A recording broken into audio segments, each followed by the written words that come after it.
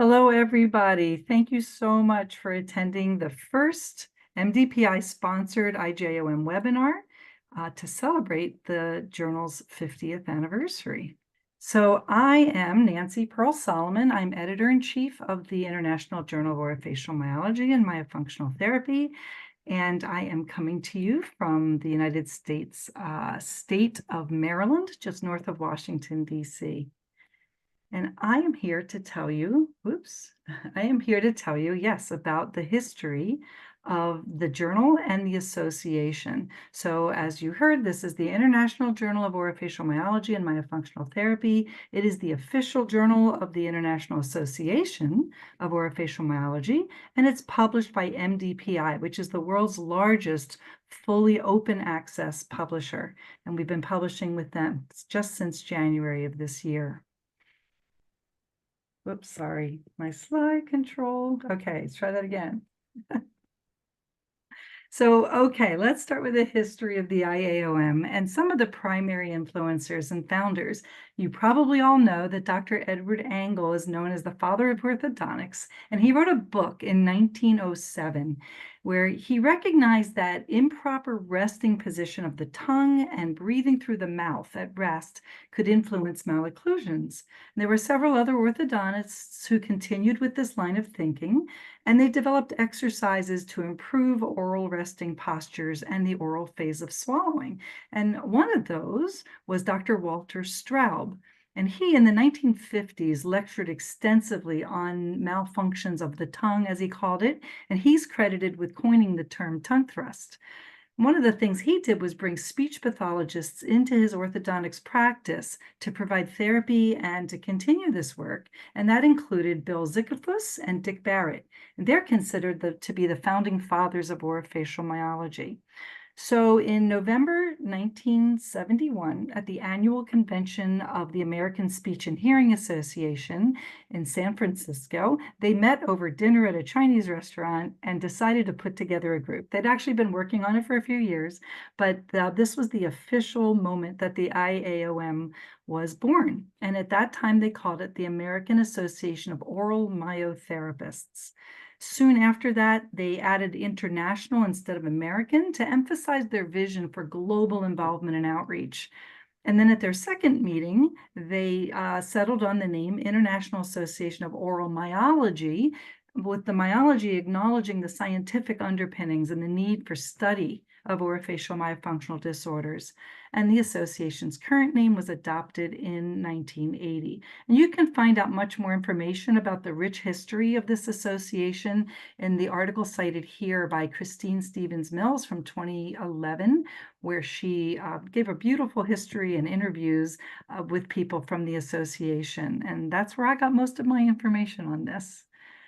So the journal itself was started just 3 years after the IAOM was established, when the Bill Zickifus was the first president of the IAOM, and he wrote a letter in the inaugural issue. And one of his quotes I liked from that article is that our science is truly in its infancy. Although the knowledge of the problems involving oral facial muscle imbalance patterns has been acknowledged since the inception of orthodontics. And he's hearkening back to the work of Dr. Angle, or the writings of Dr. Angle. But as you may think now, as I think now, we're kind of still in the infancy, and we do need research to actually prove what we think we know. So again, emphasizing growing the research in this field. Christine Stevens-Mills wrote another comprehensive history of the journal, this time not of the association, in 2014. So the citation is there if you want to read more about the journal. Now, over the years, there were changes in the cover designs. You can see some of them here. In 1980, the name of the journal was changed slightly to match the name of the association. In 1982, the journal was indexed in PubMed, and that's an arrangement that lasted through 2014 and one that we are actively working to restore. Articles were available to IAOM members and through library and other subscriptions. 2007, the IAOM contracted with EBSCO to make digital copies of articles available for purchase. Now, before I move on to the journal's recent history, I just want to acknowledge the people that have kept this journal alive. Over the years, there have been 12 editors-in-chief with varying lengths of term. The most impressive near the bottom there is Pat Taylor's tenure. She was editor-in-chief for 23 years and brought me in and transitioned very nicely to help me get started with this journal. Now, in 2020, I accepted the role of editor-in-chief when Pat Taylor retired, and I recommended, and the IAOM board agreed, to modify the journal's name by adding myofunctional therapy. And the purpose of this change was to reflect updated nomenclature and the broadening nature of the field.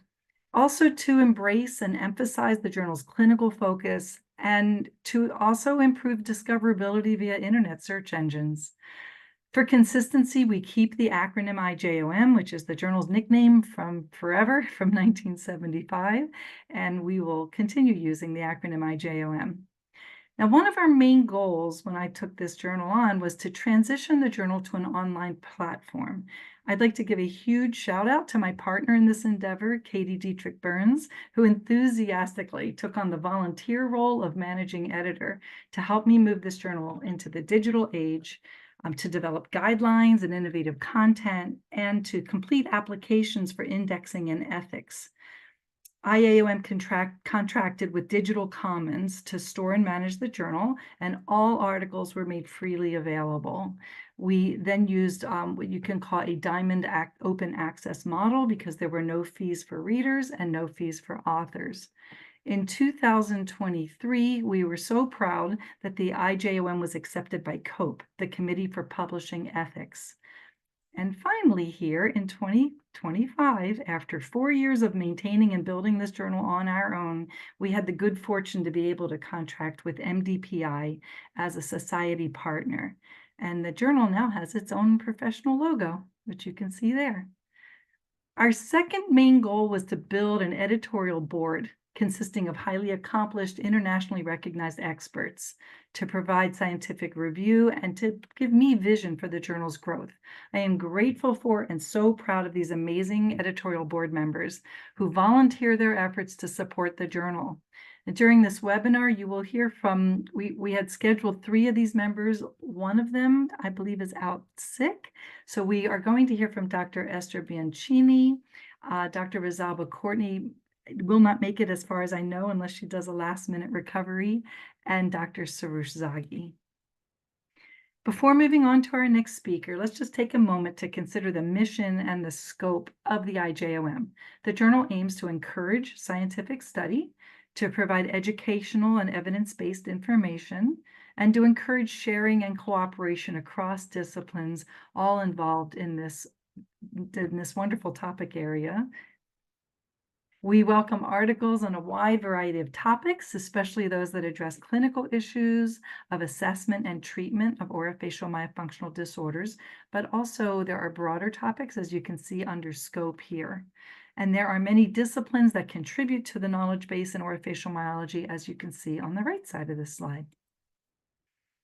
So here is an overview of today's program. We're going to start with information from Sophia Zelko, our interim managing editor based in Toronto, Canada, about our partnership with MDPI.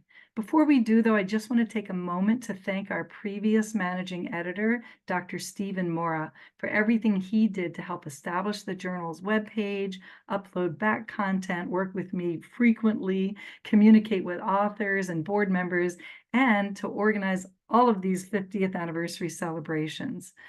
We expect to be able to announce our new managing editor sometime next week. Sophia's talk will be followed by IAOM President Joy Lance, and she will share her perspectives on the association's past and future directions. I'll then come back to introduce each of our featured speakers who will address paradigm shifts in the field from their perspectives. Feel free to enter your questions in the Q&A window or in the chat, and we'll do our best to address them during the Q&A period at the end of the session. So now let's please welcome Sophia Zelko. Hello, everyone. I'm just gonna share my screen here. All right. Everyone can see it. Perfect. So first and foremost, Thank you for the introduction, Dr. Solomon. So IJOM began working together with MDPI at the beginning of this year, January 2025. And as a society partner, the IAOM retains full ownership of the journal, and MDPI provides publishing services. So I'm happy to be here today to discuss a bit more about the publishing partnership that MDPI and the IAOM have been developing together. So first of all, what is MDPI? MDPI stands for Multidisciplinary Digital Publishing Institute. It's the pioneer of open access publisher, and all of our journals and society-affiliated journals are open access, and we pride ourselves on that fact. So we strongly value timeliness and efficiency, simplicity and user-friendliness, and high-quality service, flexibility, and sustainability. If you're interested in our core values, these are all on our main webpage. So Dr. Sullivan has already given us an overview of the IJOM editorial board, but here is a breakdown of our global presence. Half the board is located in the USA and 1/5 in Brazil. The other half of the editorial board members are located in Australia, France, Spain, Japan, and Singapore. The IOAM's board is truly an international representation. So to the right, we have some key figures for the journal. These numbers only reflect the activities since the IJOM has been working with MDPI. So since January. Sophia, I'm gonna interrupt you. We can't see you advance your slides. I still only see the cover slide. Oh dear. Let me just get back to resume I hope that's slideshow. not just me, but That's unfortunate. Hold on here. Sorry about that, everyone. All right, so here's the core values. This is all on our webpage, and we'll go back to this and we can all move forward here with that small technical difficulty. So on the right side of this, we can see some of the facts and figures for our journals. So these numbers only reflect activity since IJOM has been working with MDPI, so since January. The journal has over 250,000 page views, and nearly 200,000 downloads with an average of 20,000 pay-per views per month. The IJOM publishes under a gold open access model, meaning that every paper published is open access and free to read, and that the cost to publish is borne by the article processing charge. So if the article processing charge presents a challenge for you or your institution, I'd like to encourage you to contact us at the editorial board, and we'll do our best to work with you on that. I'd also like to highlight that members of the IAOM automatically receive a discount to publish in the journal. And just since we weren't able to see it when I went over it before, on the left side here, we have our pie chart showing the distribution of our internationally located board members. So Dr. Solomon went through the scope, the scope of our journal, but if you're interested in submitting to the journal, here's some of the article types that we accept. So we accept a variety of article types, including primary research, reviews, perspectives, case reports, protocols, and more. But I want to specifically draw your attention to two types specifically. So interesting images and conference reports.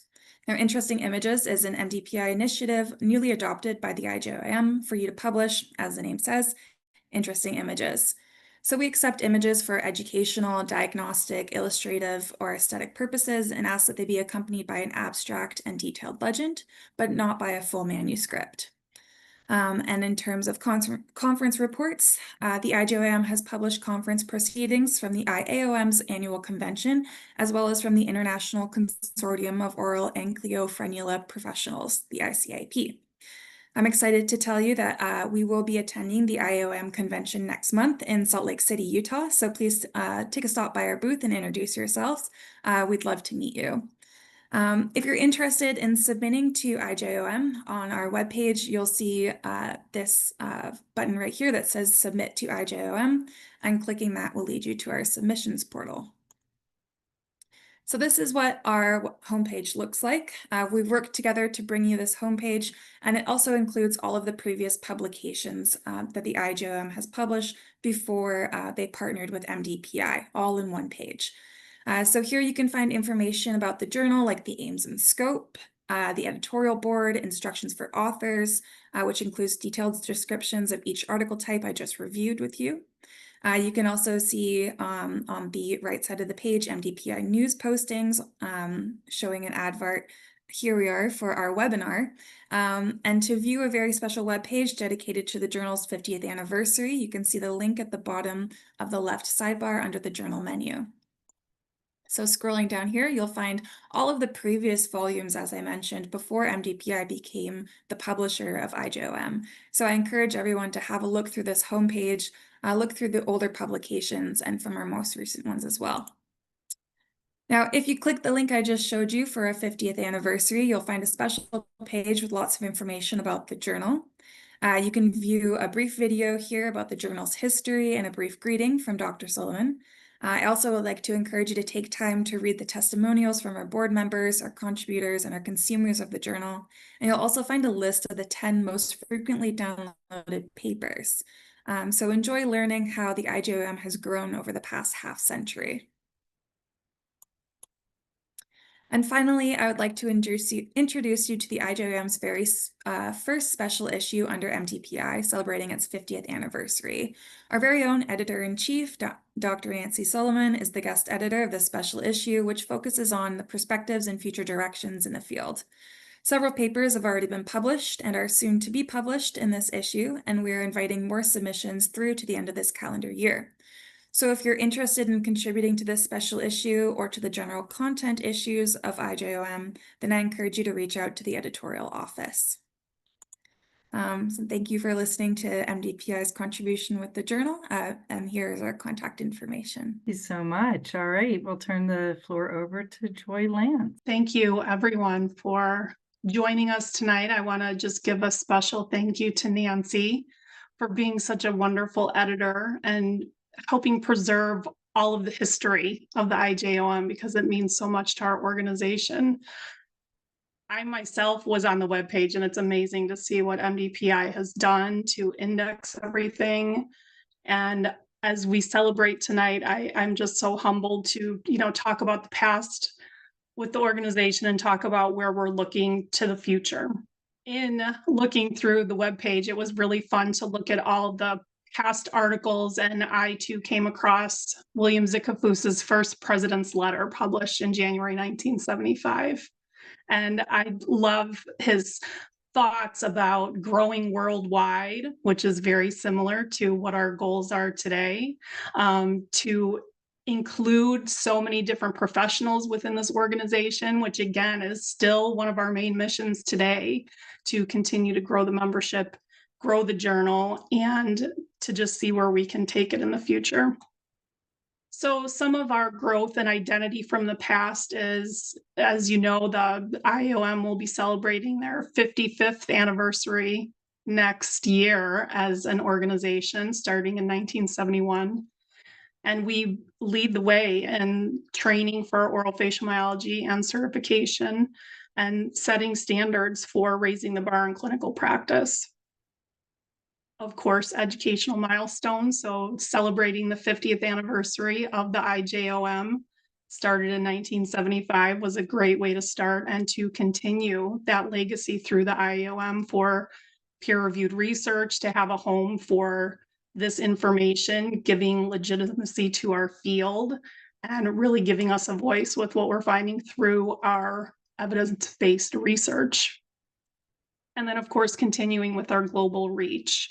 As you saw, the IOM started with a very small group of visionaries and pioneers within the United States, but growing to an international association. And we now span multiple continents, bringing professions together, different cultures, different ideas. And that's something that we are really proud of. Which brings us to today, our present day, celebrating the 50th anniversary of our journal with this wonderful special edition, and talking about all the journal has brought to us. So it isn't just an anniversary for what we have had in the past, but where we're going to launch forward for the future.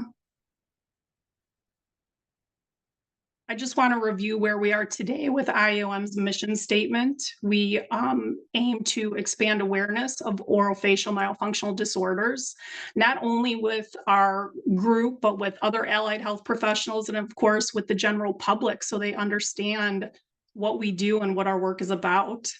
We, of course, educate, certify, provide ongoing support to our members to ensure the best of the best, right? We want proper diagnosis. We want quality treatment of orofacial myofunctional disorders. And to the journal, we want to increase scientific quality research in this field. And that's what we're here for tonight. What guides us is our values. So these values is really what the IAOM is all about. This is what we use when we make our decisions, including integrity, excellence, development, inclusion, respect, and collaboration. Collaboration is a huge one. It has been such an amazing thing to see everyone grow together between all kinds of, outside people coming in, and even within the organization helping our professions grow. We're not limited to just what we used to be. We are very inclusive, and I'm very, very proud of that. So what is our current focus with the IAOM? So we continue to increase the value of the IAOM credential, again, by making sure that we are out there in the public and educating other healthcare providers. We are very focused on a global and diverse membership, and we want growth throughout the world, again, because there's so many different perspectives out there. We want a strong foundation in clinical standards and advocacy for this work. And we are currently working towards accrediting our certification for the COM because of that importance to keep it the gold standard that it is and set us apart. So looking ahead to the future, what do we want to continue with? We want to continue with interdisciplinary collaboration. We want to expand our partnerships with SLPs, RDHs, dentists, orthodontists, and other allied health professionals to see what they can bring to our awareness and our forefront.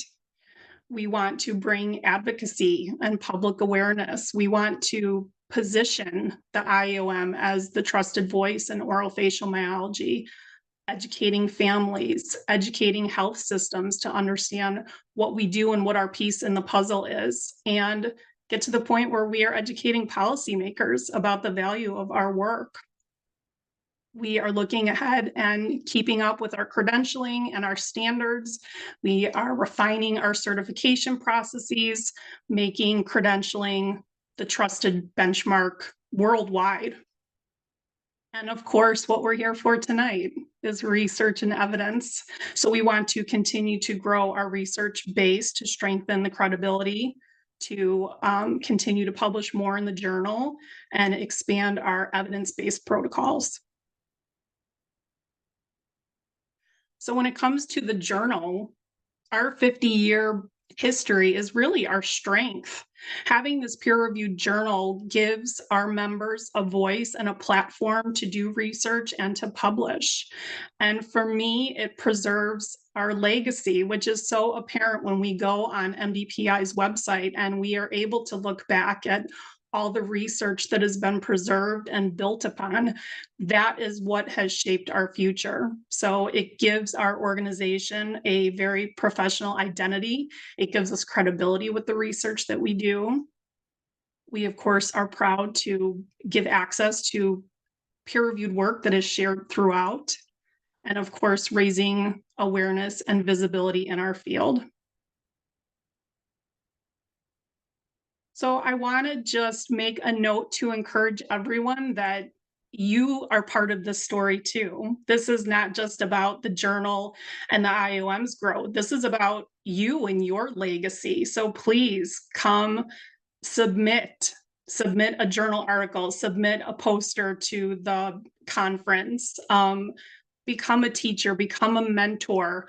Share your stories, share the work that you do, because that is what is going to continue to grow this organization. So the future depends on what you do today. And what you do today is such important work, so document it. So I just want to say thank you so much for being a part of this milestone. Another big thank you to all of our huge editor-in-chief, Nancy, and the editorial team that you've put together. It's amazing, and I love what you've done with MDPI. It has been beautiful, and I just want to put my contact information up there, so if anyone were to have any questions about the organization or anything that we're doing, please feel free to reach out. Amazing. Thank you so much. Those words are so inspiring, and we really appreciate the support of the IAOM for this journal over all these years. And I'm so glad that it is growing and thriving. So anyway, thank you all of you for coming. We have over 400 people registered for this webinar. I'm really excited about that. We're also recording it, and it will be available to anyone who has signed up afterwards as well. And you can sign up afterwards too. So let's move on now. We have our experts in their own topic areas, and they each are going to present their vision of how the field has grown and has really, in my mind, the way I look at it as huge paradigm shifts in moving the field from where it was to where it has become and where it's going. So first up is Dr. Esther Bianchini. She's a speech and language pathologist. She's the director of the speech therapy clinic that bears her name in Sao Paulo, Brazil. She also serves as professor of postgraduate programs at the Pontifical Catholic University of Sao Paulo and the Universidad de Desarrollo in Santiago, Chile. She received her PhD in sciences, specifically experimental pathophysiology, from the University of Sao Paulo School of Medicine. Dr. Bianchini joins us now to explain the 40-year evolution of professional regulation of orofacial myofunctional therapy in Brazil. And you can read more of her bio if you look on the webinars site. There was too much there for me to cover, and we are really thrilled to have you with us, Dr. Bianchini. Thank you so much. It's really a great honor to be here. And I'd like to begin and You share your some screen? information Ah, about our history. So, as I told you, I'm really happy to be here with all these members of one of the most important academies, institutions, and journals in the whole world. I'd like to thank all of you for the invitation to participate in this celebration of the 50th anniversary of this journal, the International Journal of Orofacial Myology and Myofunctional Therapy, that took part of my entire professional life. So this is really a historic event that we can have the opportunity to show what happens in our history. Because yes, I'm proud to say that I took part of this, and I hope I continue taking. So be here with you, all of you, with Dr. Nancy, the chair and the editor-in-chief of the journal, with Dr. Joy, the president of the IAOM, Dr. Sophia, that presented the journal, and Dr. Soroush, a very well-known professional that increases the quality of our specific area. So thank you so much for being here, and let's see what happened in Brazil. But before Brazil, I'd like to say some words about this specific international journal. Obviously, it took part of our professional and academic life. It's a reference always present in our studies since the beginning of our researches. And also, we can have today many facilities in studying, in making researches. See here, when the journal started, I was also starting because it was not as easy as it is today for you, that with just one click or two, you can have in your hands, not your hands, but in your computer, the article. You can find the pages, just checking the QR. And it's amazing because nowadays scientific information can we can have them in a few minutes. But also it's a challenge because this speed and the number of journals and in social medias we have today probably are changing the focus of what is really scientific. And I think that this is a very huge challenge that the new profession have to think what to do with. And it's my pleasure when Sophia was explaining about the paper to see Brazil, always present, and here in the homepage of the journal, the top 10, from the top 10, we have 3 Brazilian articles. Of course, the 3 of them are from our mentor, the mentor of orofacial myofunctional therapy in Brazil, of everybody, that is Dr. Irene Queiroz Marquesa, always the Brazilian highest name for all of us, Brazilian speech, language, and hearing pathologists, and especially in the area of orofacial myofunctional therapy. Well, the same happens with IAOM. I remember how many times I was there at the event and how interesting, scientific, and especially funny, and lots of friends and very, very interesting things that we had together. The IAOM is, for us, one of the most important academic and scientific institution, and the Vision Award. Without orofacial myofunctional therapy, where all people can breathe, sleep, and eat well. It's amazing, amazing. Well, in the past, we that are professors can remember this type of classes. This webinar is incredible, thinking about the paradigms and what changed from the past until now.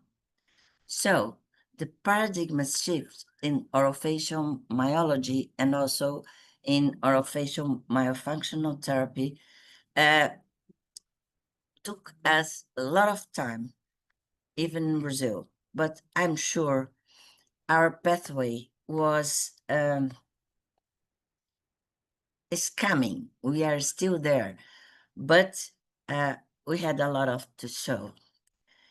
And building bridges for the exchange of knowledge to improve health care is fundamental. Nowadays, I have to say that orofacial myofunctional therapy has a strong scientific background that is produced all around the world. And Brazil is recognized in the whole world for our work with orofacial myofunctional therapy as well as with our researches. But it's also important to emphasize that there are interesting differences in training around the world. And this is amazing because it expands our area with the knowledge of and techniques of different professionals with the same objective to improve the quality of life. However, it's important to remember that the word scientific literature is many times approached in different ways, precisely because of these professional differences and focus. So, let's talk about it in Brazil. I'm very proud to talk about our professional regulation of orofacial myofunctional therapy in Brazil. It was really a revolution. Oh, sorry. I don't know. It was really not only an evolution, but a revolution in Brazil over these 40 years. And it's a huge responsibility. I have no conflict of interest, and it's a huge responsibility to be here talking about it. So let's see, before orofacial myofunctional therapy, just a little bit about the history of speech, language, and hearing sciences in Brazil. Yes, it's a strange name, I agree. And it happens that audiology in Brazil is part of speech and language pathologists. So the name that we could understand that better describes our profession here is speech, language, hearing sciences. And we are going to talk about it from its origin to contemporary achievement. And what a curiosity, it begins at the beginning of the 30s. And it represented the beginning of not really the profession, but the aims of this profession.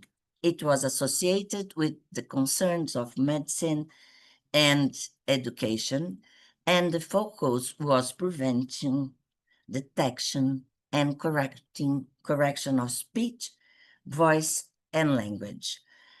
In the 40s and the 50s, teachers began to be considered word therapists or speech therapists, giving rise to the clinical therapeutical approach influenced by medicine and psychology. And in the 60s, the first courses were created in Brazil.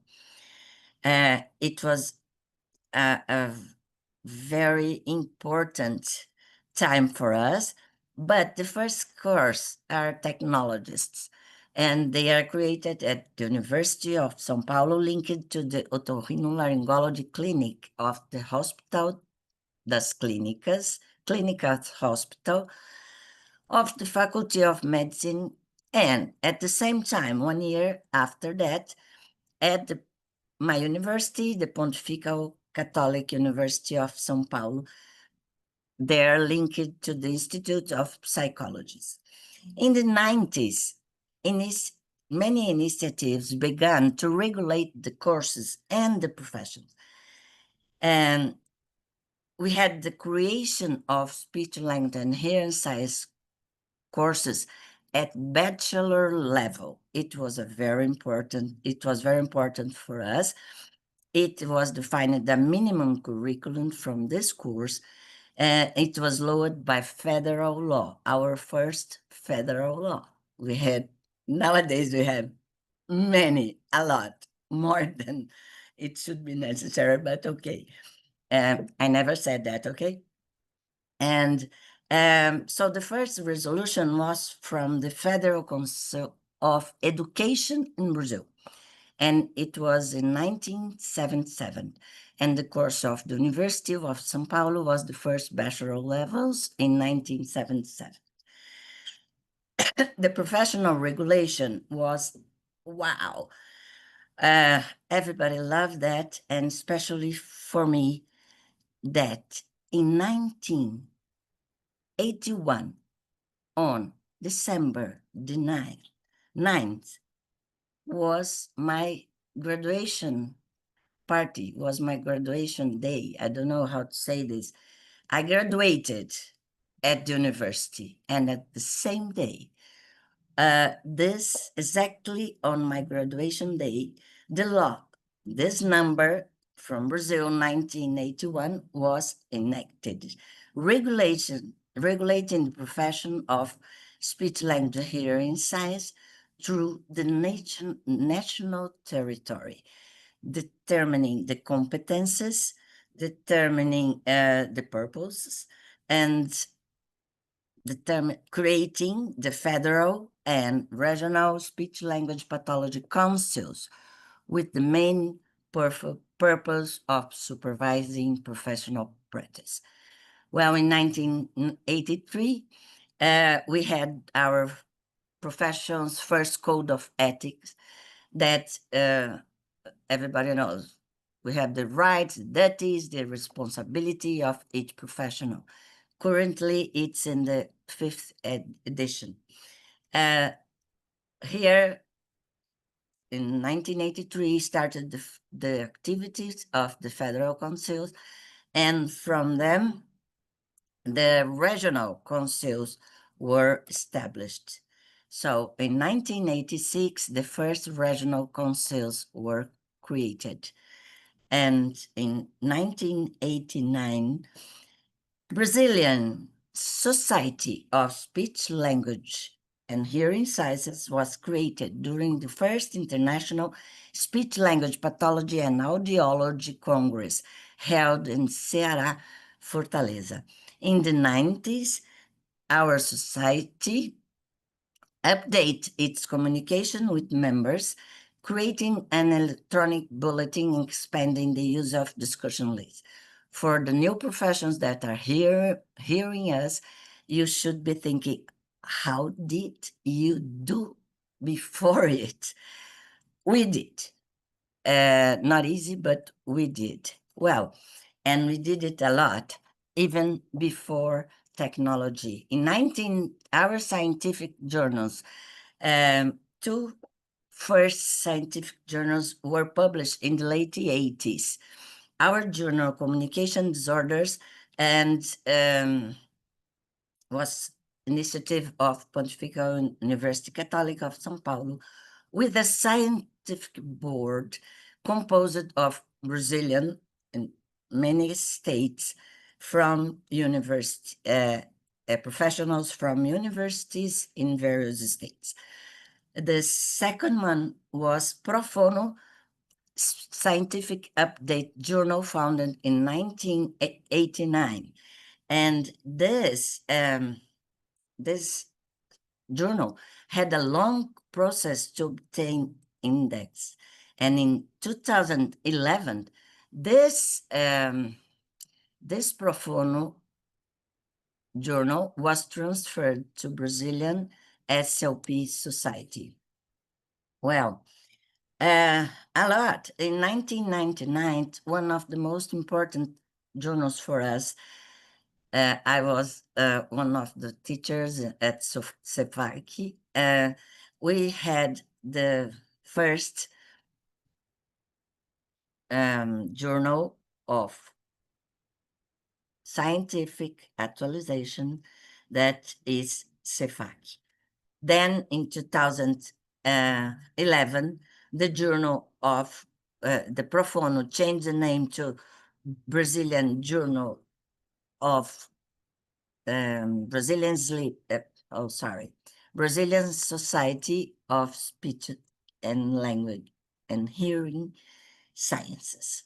In 2012, we had the first Academy of Audiology, and then they have also the Audiology Communication Research Journal. In 2014, the Brazilian society changed to communication disorders, audiology, and swallowing that we call CODAs. And nowadays, it's our most important journal in terms of indexation. Well, in 1990, the Federal Councils defines all professional opinions, resolution, and give guidelines for us and are legally binding through Brazil.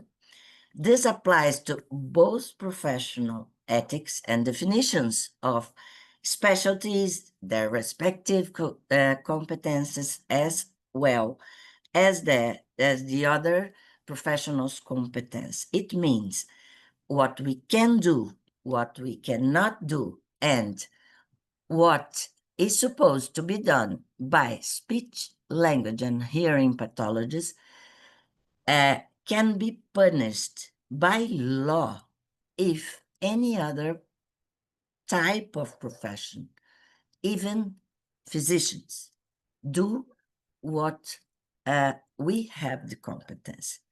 And it is mutual, okay? So they defined that we can prevent, access, diagnosis, guide, habilitate, rehabilitate, and improve all the aspects related to many things, from hearing and here to is speech articulation, orofacial, cervical structures, and involved in breathing, in sucking, chewing, and swallowing. Okay. Well, then in 1996, the first 4 areas of speech and language and hearing science were recognized by federal law. They were defined as language, audiology, orofacial motricity, initially with the number oral motricity and voice. In the 20 years after that, something very important happened to us. That was the recognition and the accreditation of a multidisciplinary academy in our work. So in 2016, we received the accreditation in sleep, speech language pathology. Of course, to get this accreditation, there is a concourse, there are many things, and including a very difficult written and practice test, okay?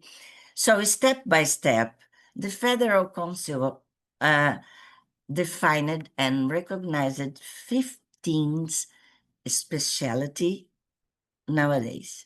We have audiology, dysphagia, fluency, occupational speech and language and hearing pathology, educational, hospital, neurofunctional, gerontology, language, orofacial myofunctional field or orofacial motricity, neurophysiology, for forensic speech and language and hearing analysis, otoneurology, public health, and voice. Additional specialty are under study. Well, nowadays, we have almost 55,000 speech, language, and hearing pathologists in Brazil, and it's very actual, okay? From this number, just for you to see how difficult it is to become and to receive the certification to be a specialist in Brazil, only less than 10,000 are specialists, okay, in the whole country. And as our country is very big, we have some difficulties in equilibrating in having specialists in the whole country. Well, now we are going to see how it comes, how the orofacial myofunctional therapy represents everything in Brazil. So here we can study, research, do the prevention, evaluation, diagnosis, development, qualification, and improvement, and rehabilitation of all structure and functional aspects of the orofacial and cervical regions. Look here, I participated with this resolution. I was a baby, but fine. Well, Yeah, the first. I'm going to interrupt you just enough to say I'd love you to wrap up because so we can move on. We have so many questions we'll have for you at the end. Okay. Just more 5 minutes. Okay, I'm finishing. So the first Brazilian publications, articles, and books were published before this specialty. And we have many names here. We have many influencers in the 70s and 80s. I mentioned here the Bobat and Dr. Hansen that had a lot of interference in our myofunctional therapy. And just, I will not explain all of this, okay? But only for you to have a summary of the timeline of our journey in orofacial myofunctional therapy, and beginning before the specialization. In green, you have medicine field, and blue, dentistry field, and without color, our field.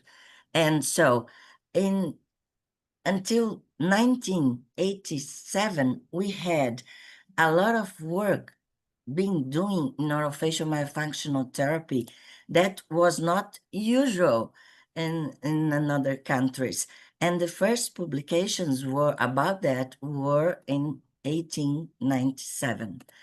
Some of them were very important because they they were the first in Brazil, and also they were the first, they were the first in Brazil, and also they were the first in some areas in the whole world. So this was my first book in 1993, where I showed differences in functioning, considering the facial typology and the upper air settings as well. Dr. Marquezan at the same year published her first book. So we have in dentistry many from the 2000 until 2010. We grew a lot, and also we achieved the effects of oropharyngeal exercises on patients with moderate obstructive sleep apnea syndrome. And now in the medicine, the same happens. And we have also a very important thing that was Dr. Martinelli and Dr. Marquezan about the teste da linguinha, the tongue test to define or to talk about tongue time. So nowadays we have all of these areas of specialty. In our specialty, we can work, we can do all of this. I know it's a lot, and we are very proud of this. And of course, we have, each specialist can work with some areas of competence. It's not necessary to work with all of them. So one of our last Mundial global production was presented at the World Sleep Society Congress in Brazil, and it was the Brazilian Consensus of Sleep Focus Speech Language Hearing Science of the Brazilian Sleep Association. And to finish, we have the ABRAMU, Brazilian Association of Orofacial Myofunctional Disorders. The first meeting was in 2004. Then we had one meeting for a year. We have a book collection, and we have now we have the responsibility from Revista Cefac as well. Well, what we do is diagnosis based in the treatment, and technology came to help us. One of the most important researchers in our country in this matter is Dr. Hilton Justino, that is from University of Pernambuco, and we are studying and they are studying making research with complementary exams and diagnosis, as well as in therapy, using the technology to achieve better results. We can do this combined to usual orofacial myofunctional therapy, and all of these things that we can do in Brazil is completely regular from our federal council. And as Dr. Nancy told us, paradigms shifts. I show these pictures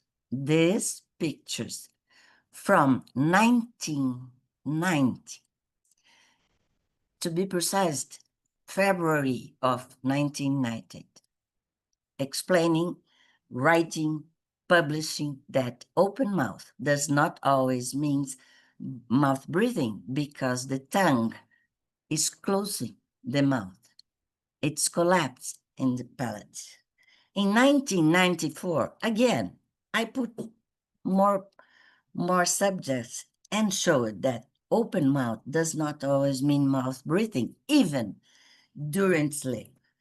Well, 35 years after, I'm sure about this date, because those are my son and my girl, and my daughter. Many parts of the world, including Brazil, do not believe this yet. So many times professional lives merge with professional lives and personal life, and that's what happens with all these researchers that have a lot of consideration for this journal, who published a lot in this journal, and who really do the science here in Brazil. This is my group of research. This is my last published research.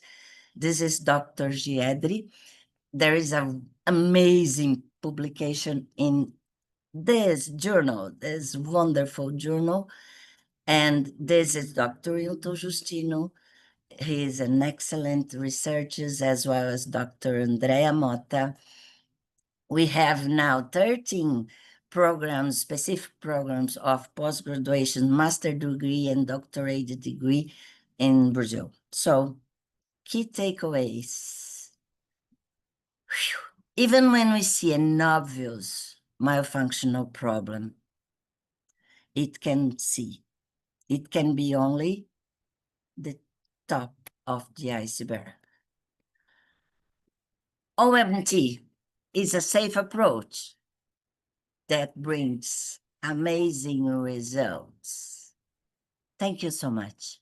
Thank you so much. It's amazing. It's so much history and so much obvious personal pride, and you've done an incredible job in Brazil. Just to let everybody know, since we are running late, we can go Sorry. past 8:30, so I don't want to rush Dr. Zaghi.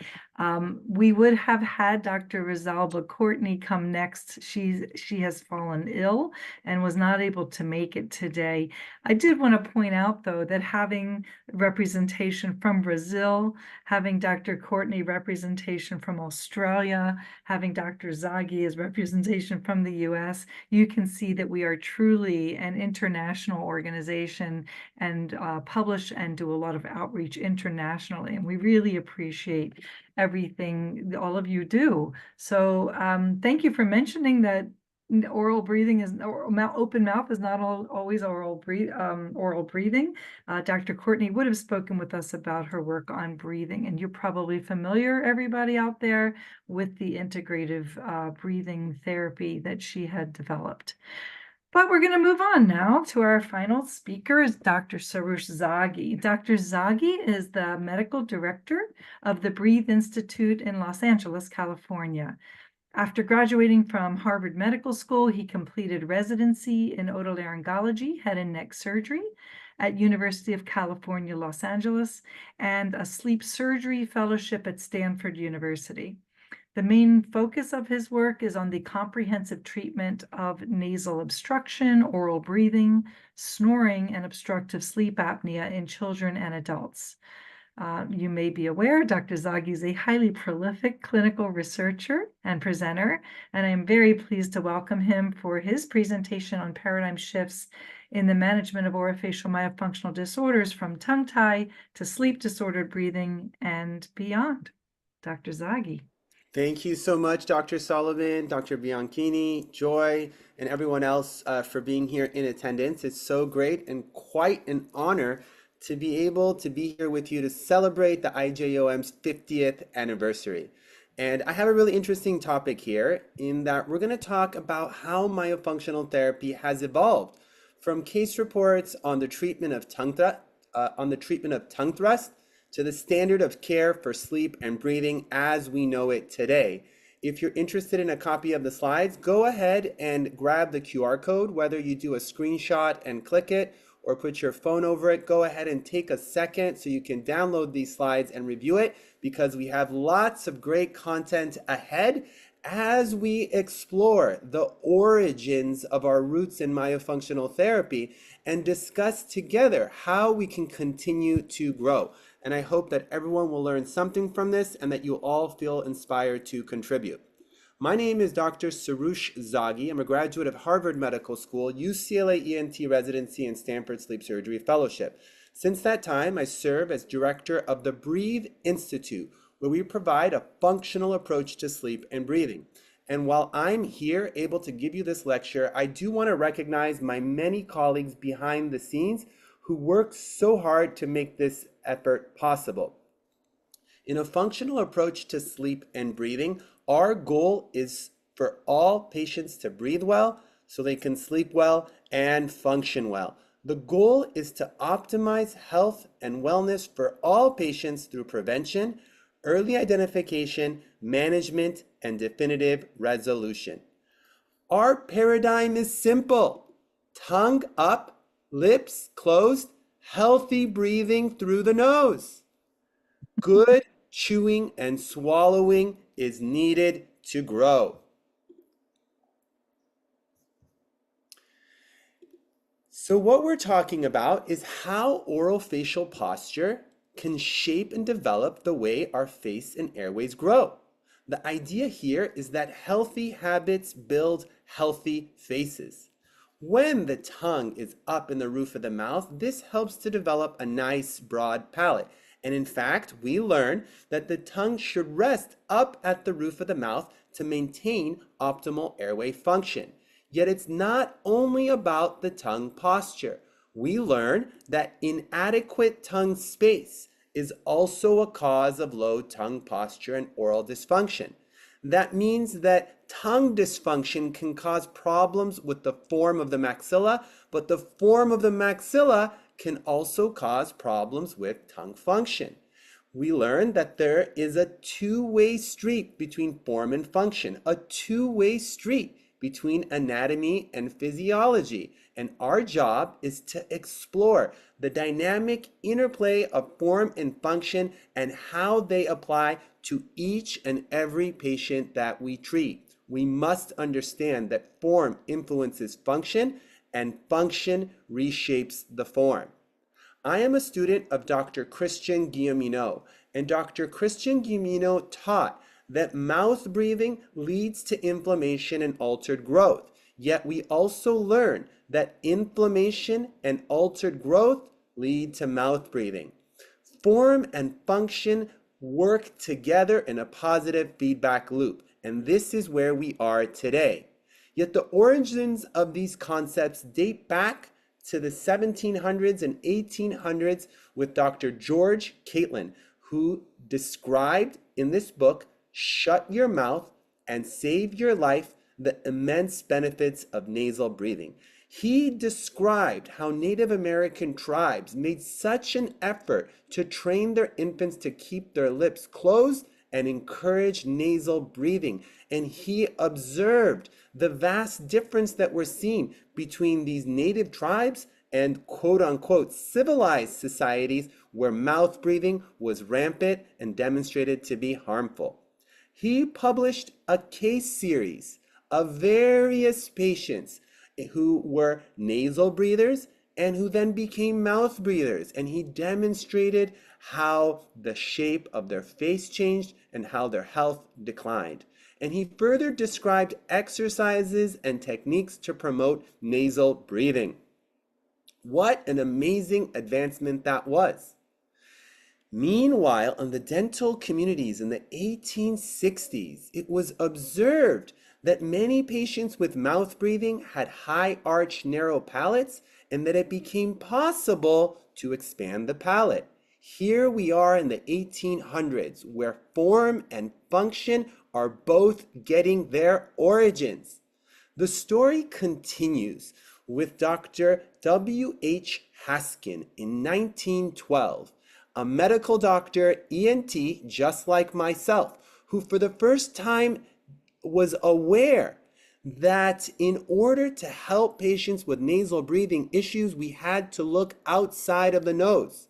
This doctor recognized the limitations of the ENT field, and he called on orthodontists and change of habit to correct these issues. This inspired Dr. Edward Engel, who our other speakers have mentioned, and who is considered the father of modern orthodontics.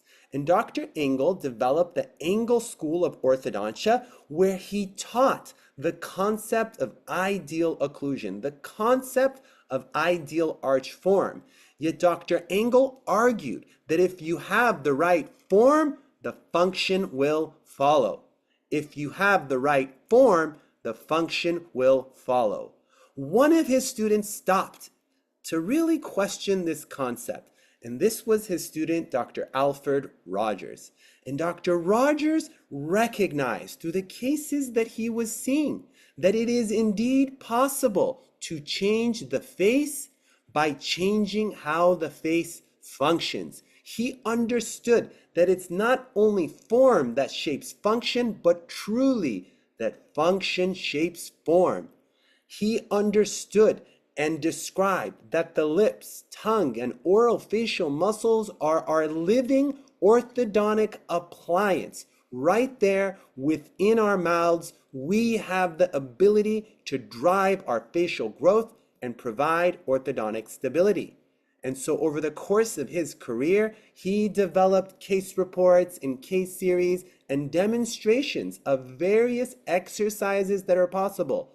Nasal breathing exercises, posture exercises, tongue exercises that would help change the shape of the occlusion of his patients. Yet he didn't refer this as myofunctional therapy, but rather exercises for the development of the muscles of the face. This is how he first characterized it in 1918.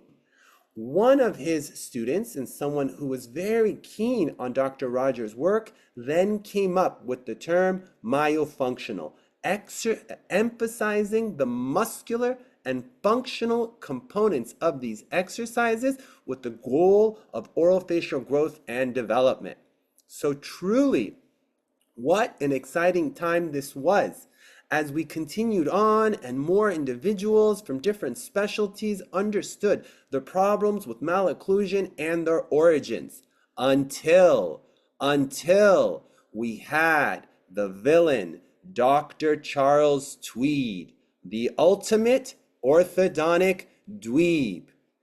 Dr. Charles Tweed came about the sacred principle of Dr. Engel to never extract teeth, and he developed a protocol in which he found it necessary to extract teeth in many patients because from his perspective, from his scientific and capacity to measure, extracting teeth produced the most stable results. Tweed stood firmly against the idea that function could guide form because there was no evidence. Dr. Tweed, the ultimate orthodontic dweeb, was so focused on cephalometric analysis and measurements that he was simply out of touch with airway and function. And so we learn that there are two sides of the human brain, the left brain and the right brain. And while we celebrate in the research field the analytical, the numbers, the description, let us also remember the pitfalls and the danger of over-reliance on statistical methods. We must appreciate statistics. We must appreciate analytical research. But this is no replacement for the subjective, for the descriptive, for the feelings, for the individualization that every patient deserves to be treated with. And so with this, Dr. Rogers felt frustrated. He developed these amazing exercises, and he had these case reports and case series, as we all do in this field. We can see it with our own two eyes. And so he did a plea and a restatement of the importance of myofunctional therapy and orthodontics, yet to mainly deaf ears because of the lack of evidence. There was no evidence. And then they developed their own societies. We had Dr. Walter Straub and Dr. Daniel Garliner, who was dedicated to coming up with manuals in terms of how to teach these protocols. And they taught speech therapists, because speech therapists knew how to work with the tongue. They understood how to work with tongue thrust and oral dysfunction. And so the speech therapist took this mission up and developed the IAOM, as we heard from our colleagues, and developed the IJOM, which would be a home, a rich home, an open home for these subjective case reports and case series to better develop the evidence basis. And we learned from Dr. Solomon how at first it was called oral myology, but then they renamed it to orofacial myology, because it's not only about the tongue, it's not only about the tongues and the lips, it's about the tongue, the lips, the nose, the jaws, and truly the whole body. And then from orofacial myology, they added myofunctional therapy. And this is a very important distinction because myology emphasizes the discipline, the science, the anatomy, the chemistry, the physics, but the therapy is the applied practice. And so let us remember that without the discipline of the study, there can be no therapy. But without the therapy, there is no use to all this study. So we need both the myology and both the therapy, and it's to that effect that we're able to work together, the science and the boots on the ground, the hands in the mouths, the eyes on the patients, that has allowed us to evolve. It's because of our speech therapy colleagues who integrated the treatment of oral motor dysfunction into their practice that we had the study that changed everything. The study by Guillemera's speech therapist, who showed that not only are we able to change tongue thrust and development of the face, but we are able to treat sleep apnea. By improving the airway muscle tone, we're able to reduce the AHI and allow myofunctional therapy to be an alternative or adjunct to other interventions.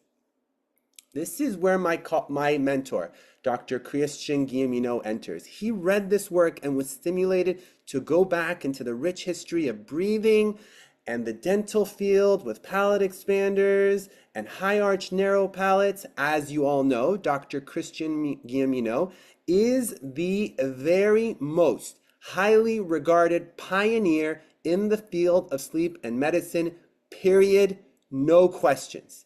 He defined the concept of sleep apnea. He defined the concept of UARS. He created the AHI. He developed the journal Sleep, authored 600 articles at the time of his passing, and he spent the last 10 years of his life fascinated with myofunctional therapy and airway care.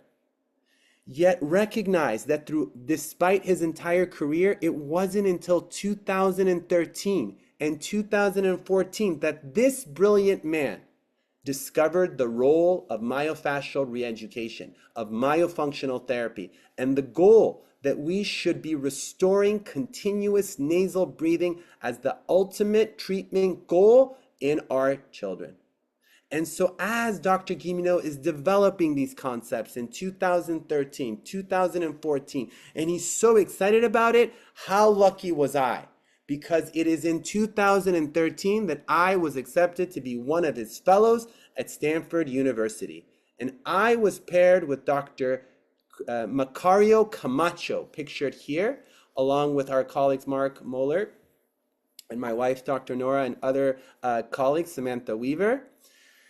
And Dr. Macario Camacho was my mentor. He was 2 years ahead of me in the Stanford Sleep Surgery Fellowship Program, and he sent me an email once I was accepted to the specialty saying, Soroush, I want to include you in this study. And this was a study on myofunctional therapy to treat sleep apnea. And so this article, if you take a look, was a groundbreaking, pivotal article. Yet this article was done to spite Dr. Christian Guilleminault. As soon as I got into fellowship, I got a phone call by one of my nemesis here in Los Angeles. I won't mention his name. You guys all know who he is. And he said, Soroush, watch out for Dr. Guilleminault. He's a little bit past his prime, and he's going to get you into tongue tie and myofunctional, but you are better than this. And there were many people at Stanford themselves, because they started to retire Dr. Guilleminault. They made him professor emeritus, because here's this guy talking about the tongue and how the tongue goes up. And he was obsessed with tongue tie and tongue function and what is going on. So they did a research article to prove him wrong. Yet this article proved him right. This article proved that myofunctional therapy could treat sleep apnea. It could reduce the AHI in children and in adults with long-lasting results. Whereas everyone else was told to stay away, there were 3 of his fellows who were open ears, open mind, open eyes to every word that he said. It was myself, Audrey Yoon, and Stanley Liu. And there we were, on his every word. We would have jaw surgery case with Dr. Stanley Liu, and Dr. Christian Guilleminault would bring us a tongue tie patient. We would postpone, we would delay our jaw surgery to the end of the day, and we would do 3 or 4 tongue tie releases at the request of Dr. Guilleminault the day prior. He would bring the patient urgent tongue tie release, and we would release their tongue ties. And it's from there that I started to learn and explore the roles of myofunctional therapy. I paired with my colleague, Dr. Sanda Valku-Pinkerton, who is a member of the IAOM COM, as well as the AOMT, and Irene Marcazan, and Joy Moeller, and Barbara Green. And I started taking courses so I could learn, so I could process. Anyone who could teach me about myofunctional therapy concepts, I took it. And from there, we started the research. We worked with our colleague Cynthia Peterson to develop the FAirEST 6. We worked with my team at the Breathe Institute, led by my partner, Layli Noruz and Chad Knutson, to develop the manuals and guides that are going to transform the field of myofunctional therapy as we know it today. We published on our first 348 cases using tongue tie release and myofunctional therapy, and see that Dr. Christian Guilleminault is one of the senior authors, and understand that this article was accepted for publication on the day that he passed away. He passed the baton to us and to you. And from there, we were able to inspire my colleague, Dr. Anna Lichnowsky, who used our protocol, which was a retrospective cohort study, to provide the first ever known randomized control trial on lingual frenuloplasty with myofunctional therapy, demonstrating the immense effects it has, not only on chewing, swallowing, tongue posture, but also sleep, breathing, and orthodontic retention outcomes. And while we are proud of our 2019 article, we now have an even better protocol. We have been working behind the scenes over 6 years, internal studies, hundreds of patients, 10 or 20 myofunctional therapists measuring, assessing, internally validating this protocol, different arms, different branches, to provide you with our 2025 protocol that will be published in the International Journal of Orofacial Myology's 50th anniversary. And we are so proud to partner with the IJOM, because really we believe that the IJOM is the future. And so my call to you is to first learn and understand and appreciate the rich history of this field. From 1908, where Alfred Rogers developed the concept of myofunctional therapy, to the founding of the IAOM, to the Guilleminault study that changed everything, to the first meta-analysis performed by Camacho and myself, to the randomized the randomized controlled trial we have just published, to what the future will hold. And so really the future of myofunctional therapy is going to be shaped by the questions that we ask, the patterns we observe, and the collaborations we build.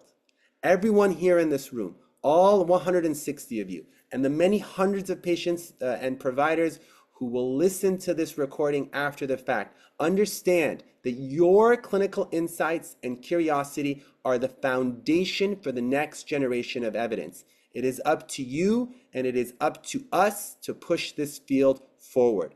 We are so proud to partner with the IJOM. We at the Breathe Institute make a commitment to continue publishing our best articles in this journal, because we want this to be the most high profile, the most respected journal in the entire field of myofunctional therapy, but also the entire field of medicine.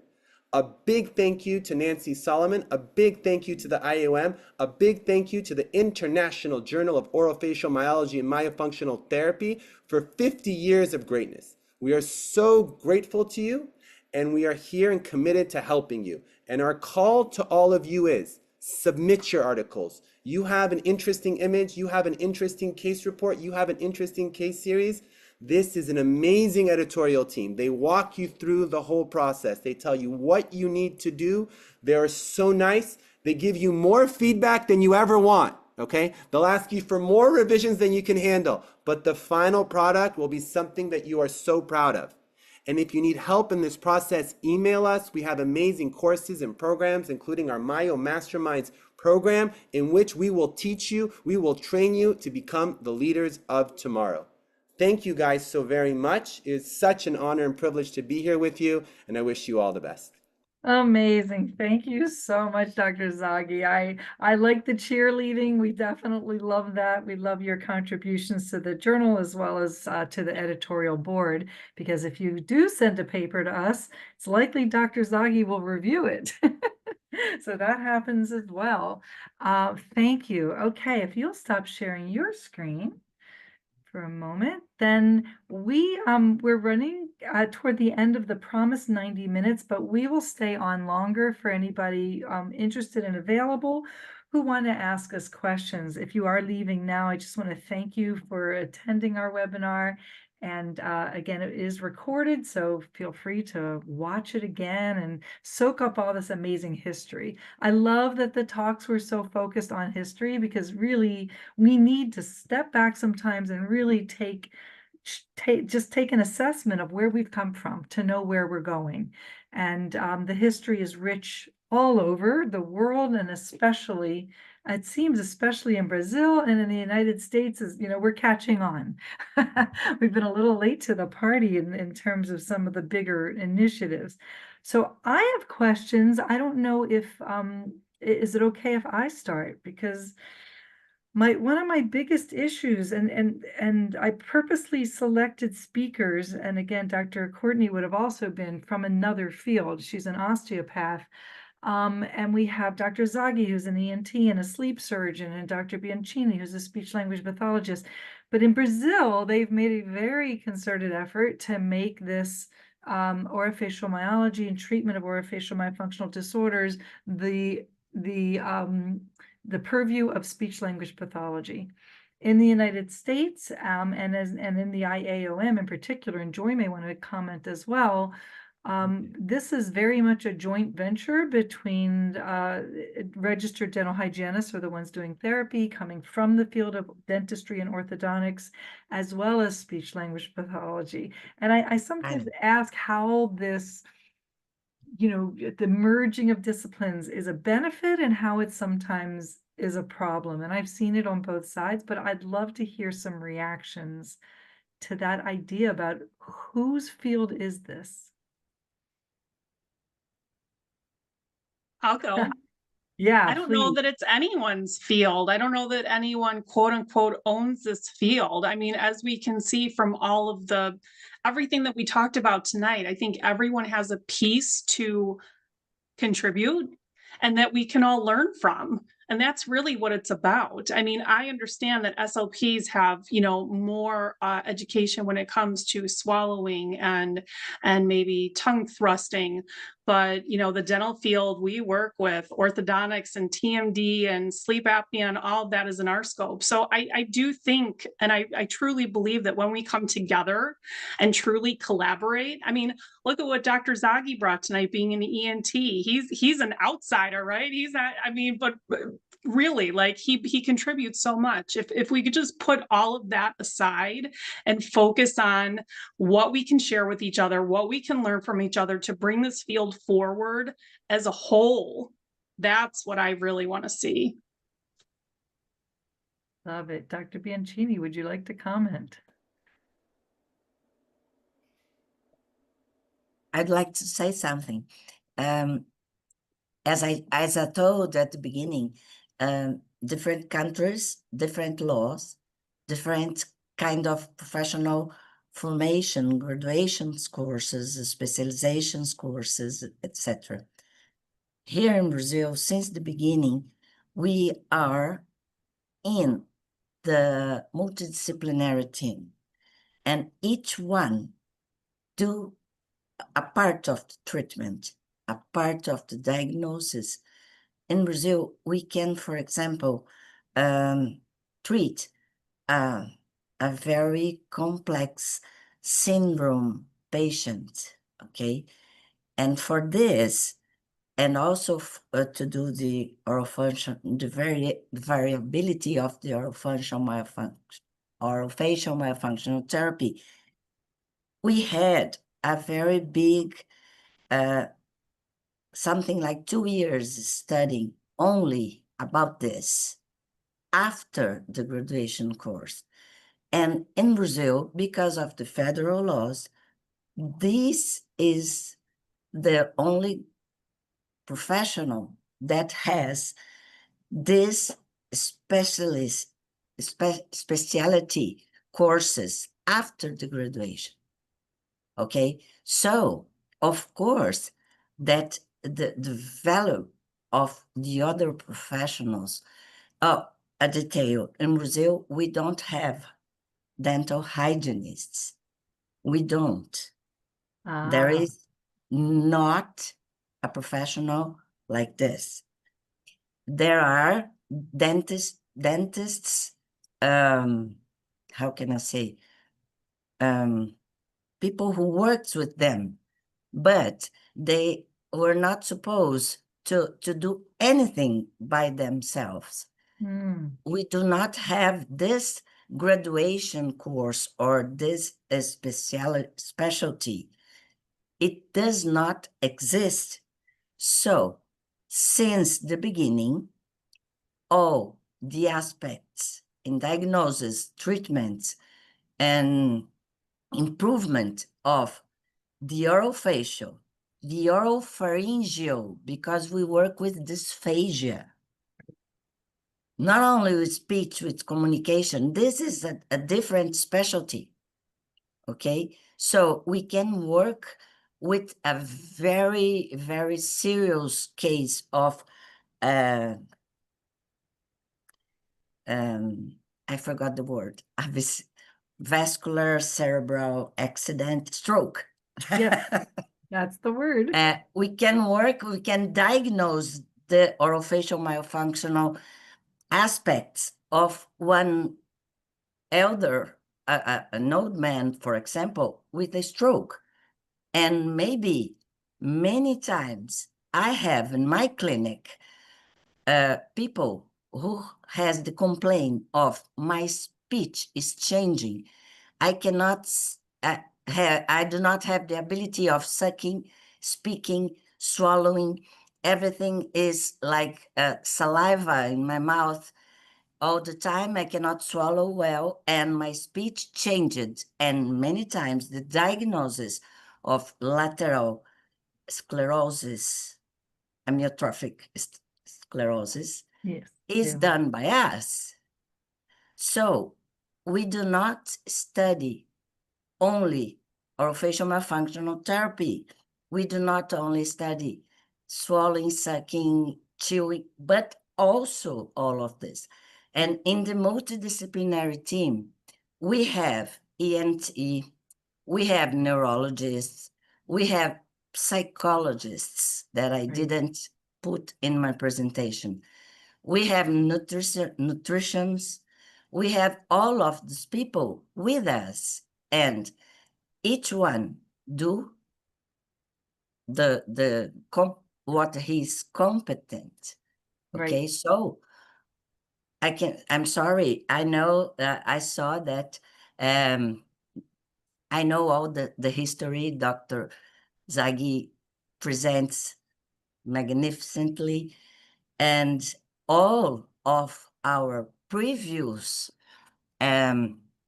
mentors in orofacial myofunctional therapy were not speech and language pathologists. I know this, but in Brazil, we take nowadays yet all this knowledge, and we brought it to speech, language, and hearing sciences. And this Right. is a federal law. Yeah. So it's different, but of course, all the professionals has huge, big responsibilities. And in Brazil, I'm sorry, Samantha, but it's not a shared domain. In Brazil, only SLP can do this.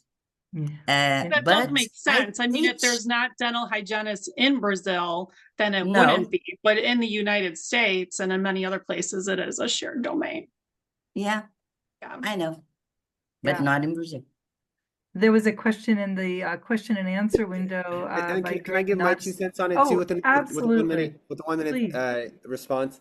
Yeah. So, I see these debates all the time, and I always want to encourage everyone to think a little bit bigger. Let's just think of a different topic, like diet, nutrition, exercise. Just keep it nice and simple. My goal would be that everybody gets to learn about diet, nutrition, exercise. From kindergarten, from preschool, you go to the gym. Wouldn't it be nice to have people there who can educate you? Yet, we also have to protect patients. And so we really have to distinguish between when this is a lifestyle modification and when is the treatment of disease. As a lifestyle modification improvement, I think that this should be open access to everyone. I think parents Yes. should learn how to do it. I think parents should teach other parents. I think preschool teachers should know how to do this. What a crime What a crime that they don't teach you to close your mouth and keep your lips together in preschool, in elementary I school. didn't say The that, school though. nurse. I know, I'm not saying that you did. I'm not saying that you did. Okay?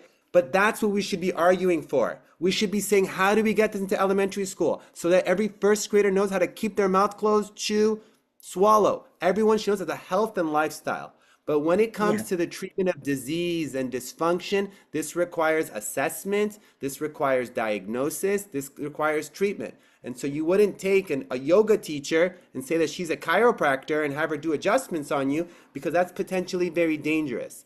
And so again, I think I would love to see, I know there's a debate, RDH, SLP, who's which domain. I respect that. I definitely respect that. But that's talking about which surgeon should do the surgery. And I think really we need to be talking about how do we keep this away from even needing a myofunctional therapist. That's where the discussion should be. How do we avoid these patients from seeing either one of you? So let's work together on that. How can we prevent them from even needing a myofunctional therapist?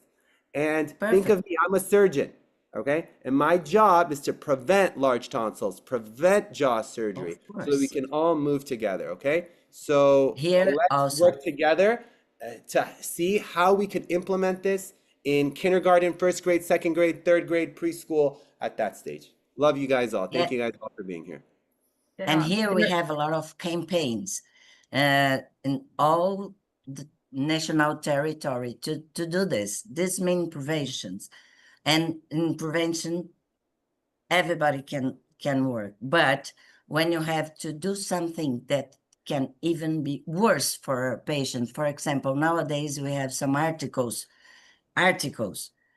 scientific articles talking about putting things to really close the lips during sleep.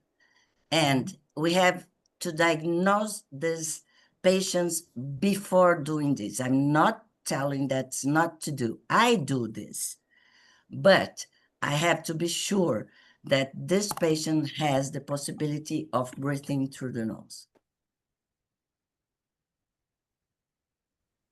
Yeah, I mean, this is obviously a topic that people are passionate about. I was just looking up the name. There's an organization out of Australia that was organized by Dr. Roger Price that I learned about recently, called the IIOPE, which unfortunately is pronounced IOP. But anyway, it is an organization that is about exactly what you're saying, Dr. Zaghi, about starting with health and creating health instead of managing disease. And that is the mission. So I'm going to give a shout out now to this organization.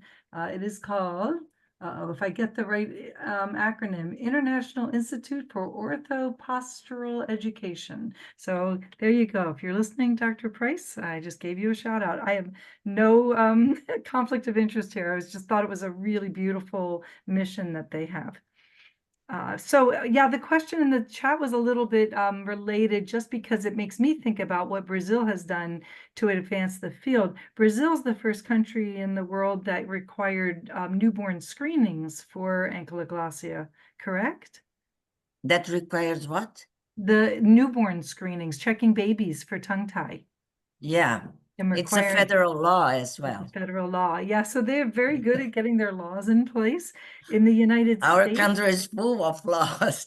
yeah, right. I don't know if we need more or less, And we but try chime to in on that? respect this.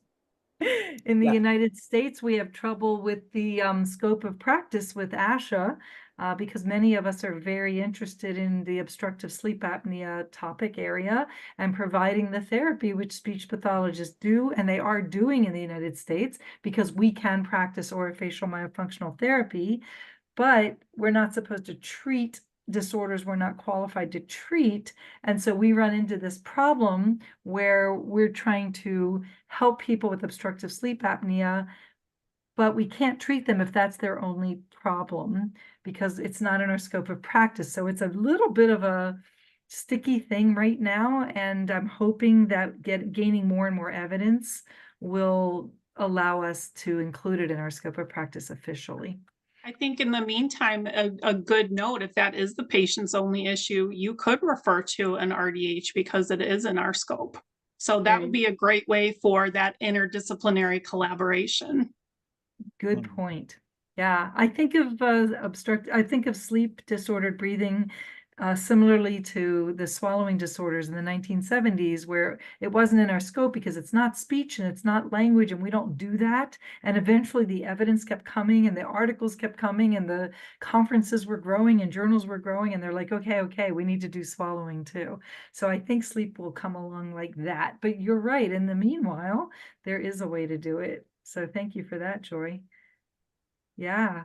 So Yeah. that was the question, and other people are mostly giving just reactions. I really appreciate everyone's attention, and really love the fact that we all did so much with history. I didn't coach that. Yeah, Yeah, sir. there's one more question here, like you might mention it, the newborn law that they have in Brazil. And I just Yeah. wanted to kind of put it out there that my opinion is that the best time to screen is not at birth, rather before they go to school. Okay, so 3, 4, 5 years old. The birth population is highly sensitive, it's highly politicized and very controversial. Whether tongue tie can be done effectively, it's super high risk, very expensive. So while it's great to examine newborns and things like that, I think that the requirements should be just on the list of vaccines that people have to do and the list of hearing exercises they have to do. I think somewhere in the kindergarten, first grade, second grade, that it should be required to have the pediatricians go through something like the FAirEST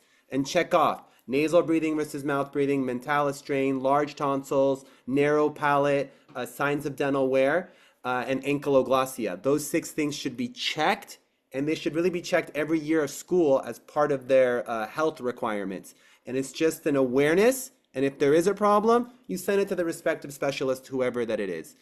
So maybe we can work together towards that end. I have a colleague here, her name is Narissa Bogan, and she just messaged me how inspired she is and how she is taking up a meeting with her public health department to develop a curriculum for clinicians, educators, and family service providers to be able to have something called a school readiness initiative supporting kids as young as 5 years old. So I hope that Narissa can have the opportunity to tell us about her experience, to write it up, to publish it in the IJOM, and to teach all of us about what you're doing. I did put it in the chat, but I do want to add that all kindergartners, before they even start school, do need to see the dentist prior to starting school. So that would be a great way to put that in right on that sheet for a screening point before they even start. Uh, So let's if I leave it can, with that. if I can just point out about the tongue tie and at born when they are born, I would like to remember that in Brazil, the law is about a screening test. Okay, it's not, the law is not about taking the frenulum off. It's about a screening test. And why? Because as Dr. Irene Marquesa and Dr. Martinelli showed, severe or bad tongue frenulum can affect the breastfeeding in the first days of life. And the mother will suffer, the baby will suffer. And it's a very important thing to be aware. It's a screening test. In Brazil, there is a very big discussion here because maybe in Brazil, some people in Brazil, I don't know outside, didn't notice or don't know the difference between a screening test and tongue tie release. So after this screening test, if this baby has a bad score, that means this kind of frenulum should not permit the breastfeeding, then the neonatologist, a physician, will see again this patient, this baby, and defines what to do. So just to say that when the babies are born, it's very important to check this out also. Very good point. Yeah, excellent. Did you have one more comment, Dr. Zaghi? I saw a I hand. just wanted to say absolutely agree with you. I'm so proud of your colleagues for all the work that they've done to kind of demonstrate how, treating early makes such a big difference and what an incredible impact we can make by treating early. I did not want to, de-emphasize that in any regard. I'm the biggest fan of early intervention, I and know, my I know. objective, I released both my kids, treated them, as soon as possible, and definitely advocate for that. And we have a whole clinic guided around early intervention. But if you're waiting for more research, doing research on 1, 2, 3-year-olds is very difficult. The IRBs will not approve that kind of research. Okay, Right. they won't approve it. They I know. want to see it in 6 to 12 years old, 12 to 18 years old. They're not going to let you do that kind of research. So if your answer is we need more research, that's not really a good answer. All right, that's saying I'm not No, going to of do course. anything. So if you want to do more research, do it in the age group where you can actually show a difference, where you can actually demonstrate the impact because you can isolate the individual variables rather than focusing on babies. There's a lot of attention, a lot of reviews on tongue-tying babies and babies and babies and babies. Okay, enough. Go to the older age groups. Let's study that. Not enough in the school age children where it makes a very big difference. Because Dr. Bianchini and her colleagues have a law in Brazil. They have systematic research in Brazil, all right? So they got that covered. Round of applause to you guys, all right? In the US, we have to do our part where we can. And there's so much controversy here, and there's so many bad feelings, and there's so many laws that say you can't do anything, that the US is not the best place to do these randomized controlled trials on babies. So that was my suggestion. But many thanks to you on the incredible work that you're doing and the way that you've paved the way, Dr. Bianchini. Thank you, Dr. It, Solomon. yeah, in the US, we're going to have a hard time with that preschool kindergarten population because the evidence is so weak on any impact that ankylosing has on speech. As much as we think it, people believe it, they see it clinically, perhaps. They tell me that. I don't, because I don't do that work. But the research is very, very weak. And so you're absolutely right. We need to get some better quality studies on that school age population. Well, we've gone 15 minutes over time, and I want to thank everybody for your patience with us and this exciting conversation. I hope you enjoyed it. It's really wonderful to bring people together to have these discussions. So thank you, everyone, for supporting the IJOM, supporting the IAOM, and thank you so much to our speakers for being Thank here. you to the speakers, and thank you for being such a lovely host, Nancy. You did such an amazing job. Thank you so much, and I hope to see you all in Salt Lake City at the IAOM convention next month. Yeah. Wait. Thank you. Bye. Thank you so much. Bye-bye.